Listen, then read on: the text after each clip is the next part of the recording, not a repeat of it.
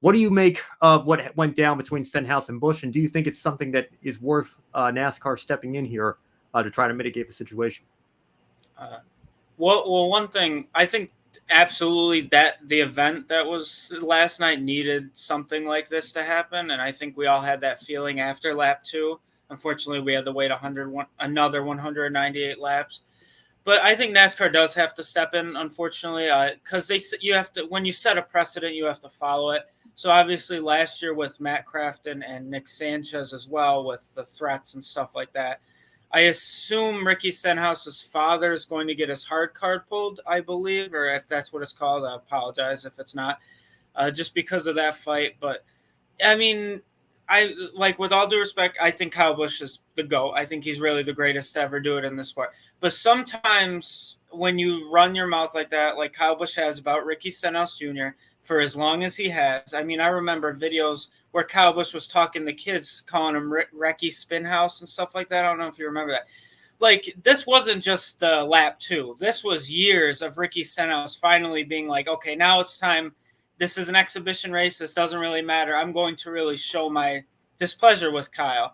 And obviously, I think there's a lot going on between both of them are not having good seasons by their own specific standards. Obviously, Ricky Stenhouse Jr. last year, I think he was out of the 16 guys that made the playoffs, he ended up being the only one that wasn't in the top 16 initially in points because he fell out the last race. But he was consistent, more consistent than we've seen him since he won 2 races in 2017, I believe it was.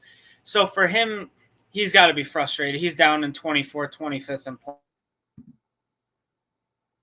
points. He's mad. Kyle Busch, who has not found a rhythm at all, even though he's in the playoff race as of right now, that's bad for him. For him to be where he is currently, like 13th, 14th, whatever he is, for him to have a bad season like that says a lot about how frustrated he's got to be with that. But like, to answer your question about that, I really do think NASCAR needs to step in.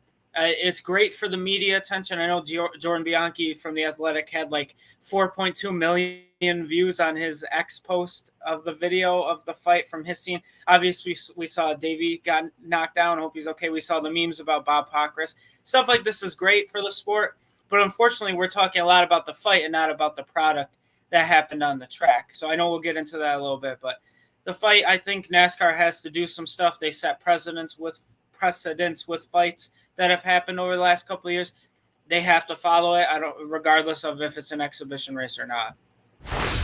Yeah, Davey Siegel, a nice pillow for Kyle Busch to lay his head, and then Bob Pockrass, bless his soul, out there giving us all the meme material. I'm with Dale Earnhardt Jr. About the sealing the tunnels, and because you might get this kind of thing more often, but at the same time, I don't want that to be what we're all about. I get we need to have it sometimes, and yes, you got to stay consistent as an officiating body, or you're just a fun house. You know, are you a sport or are you a fun house? If you're going to be a fun house, then you're going to have your WWE undisputed heavyweight champion keeping people off the holler, like that one Kyle Busch crew member. There's just a lot that went into this, and I'm not sure I'm happy about all of it, but I don't think it was as bad of a race as some people are making of it when you just look at, there was no lead changes. It was terrible.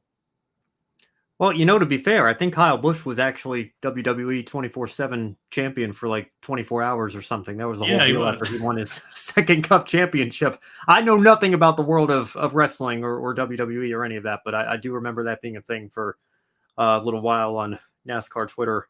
I think Michael Waltrip was the referee or something like that, some sort of crazy deal. But like a NASCAR night or something stupid. Yeah.